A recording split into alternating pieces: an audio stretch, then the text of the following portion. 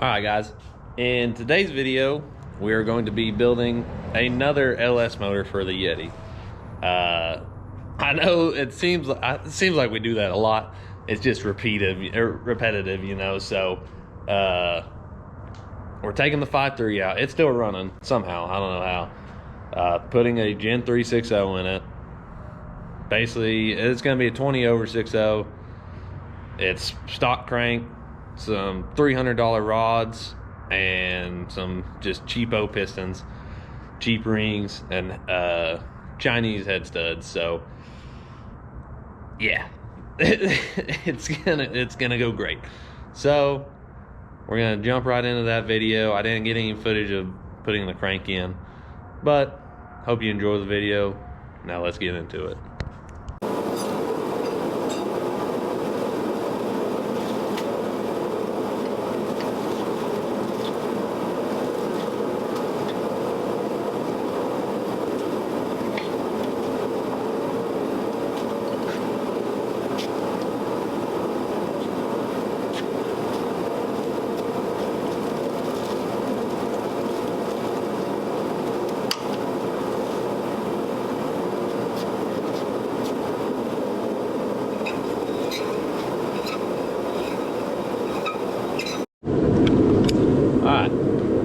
Right now, got the rings filed on this thing, cranks in, timing chains on. Right now I'm just putting pistons together. That way we can, tomorrow we can load the rings on them and start knocking pistons in, and basically the short block's done. So I'm gonna show you putting the piston together.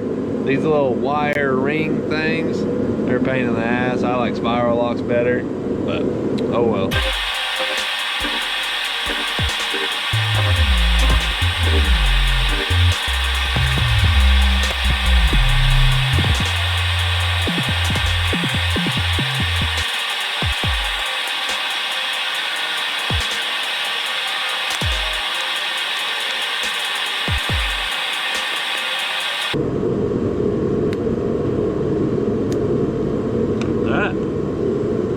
That was a lot harder than I thought it was going to be. We are loading the pistons right now. I'm about to start putting bearings in it. I ran across some information that figured would be useful.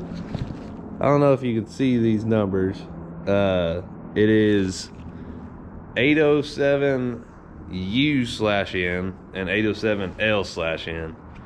So that is a upper rod bearing and a lower rod bearing. We have put a Ford motor together before, yeah, right? A Ford motor with a bunch of Chevy stuff. It was a Ford motor with Chevy rods. Was it Chevy rods and Chevy crank? And it was a weird deal. It was a weird deal. But we put everything together and it locked up. Yeah, it was like, what the heck? And we had no idea. We took it apart, put it back together again, and it locked up again, right? Yeah. And then you called Henson, and he said, you got the rod bearings in right? You got the uppers and the lowers? And I was like, what? Yeah. We're like, I never even heard of it. We're like, what are you talking about? And then we put it right, and it spun fine, right? Yeah. No, so, perfect. yeah, a little just engine builder tip that I got for you is make sure that you, sometimes it doesn't matter. I mean, a lot of times they're not. That's marked. the only one. If you start doing narrow rods or H-beams, yeah, you know, there's a chamfer right here on your rod. Another key thing is to make sure that that goes out. The two that aren't as big as chamfer, the rods run together. Yeah. So we always, as a rule of thumb, piston sits in the motor like that. We say tangs down, and that always puts that big, not always, but most of the time puts that big bevel out. I check it every time we're building one. I set the piston up there and eyeball it and make sure that, because I've seen some Fords, like a Ford 302, the tanks go up on it. I mean, just from the factory if you're using factory rods, but yeah, all this little stuff. That's just little stuff we've learned over the learned the hard way. Yeah. Yeah. So yeah. Dad.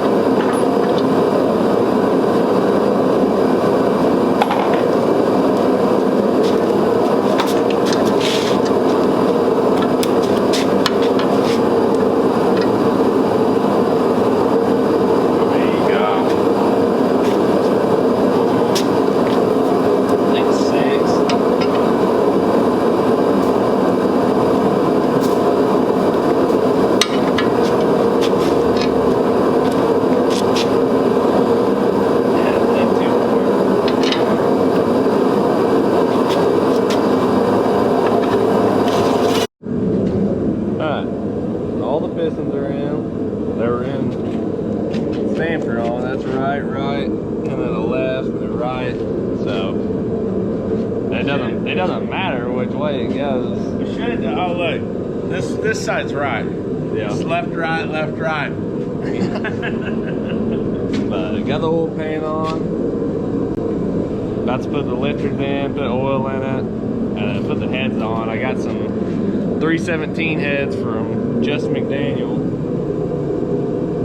yesterday, and then had Billy Dixon surface them. One of them was warped and the other was blown in between the head gasket, or in between the chambers where the head gasket would be. So I'm gonna put the lifters in, oil, and put the heads on, and then basically this thing's done. We gotta wait on my top plate right here and my intake, because it's all on the other motor, the 5.3 that's in the Yeti. But I mean, this thing's basically done.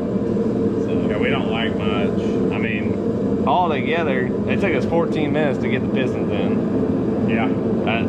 All together, this whole build's probably going to take us 45 minutes if we just looked at how much we worked on it. From bare block to completely assembled, probably an hour. Really. Yeah, 45 to an hour. So, oh well. But we're going to get into putting the lifters in and the heads. Hey! Never probably had any as square as those.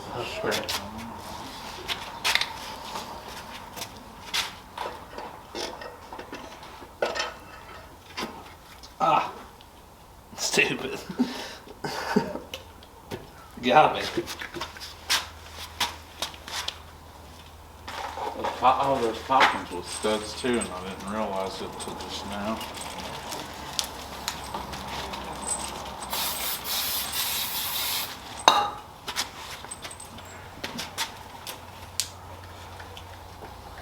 Yeah.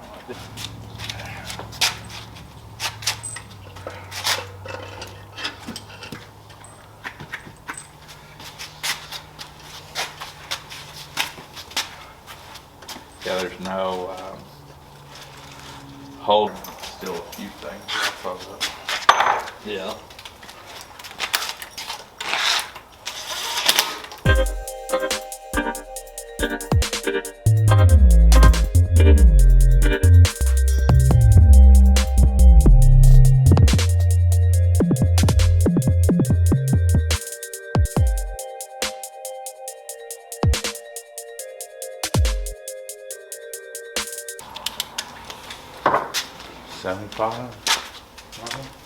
I mean, I'd probably do 50 all the way around on the big ones and then come back to, I could probably Google it.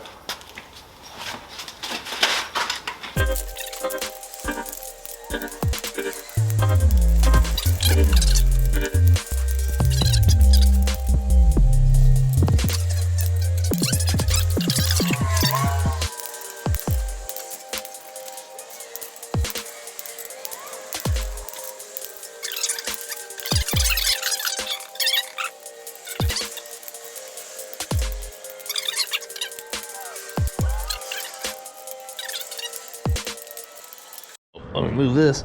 All right. Well, as you can see, got the heads on. Motor's done besides getting the 5.3 out and putting the valley pan on, rocker arms, valve covers, and the intake throttle body, stuff like that. So that's gonna wrap it up for today's video.